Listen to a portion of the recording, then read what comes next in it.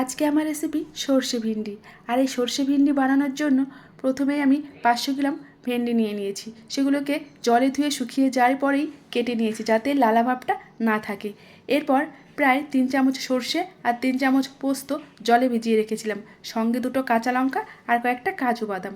কাজুটা নিয়েছিলাম অপশনাল হিসেবে, এটা তোমরা সর্ষের তেতো ভাবটা কাটানোর জন্য নিতে পারো। এরপর এটাকে আমি পেস্ট বানিয়ে নিয়েছি।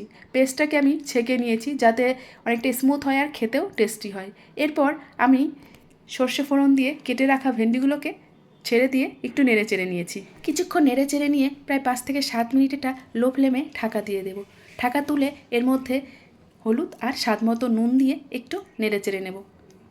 মোটামুটি ফ্রাই হয়ে যাওয়ার পর এর মধ্যে যে পেস্টটি বানিয়ে রেখেছিলাম সেটি দিয়ে দেব। এভাবে বেশ কিছুক্ষণ এটাকে বয়েল করে নেব।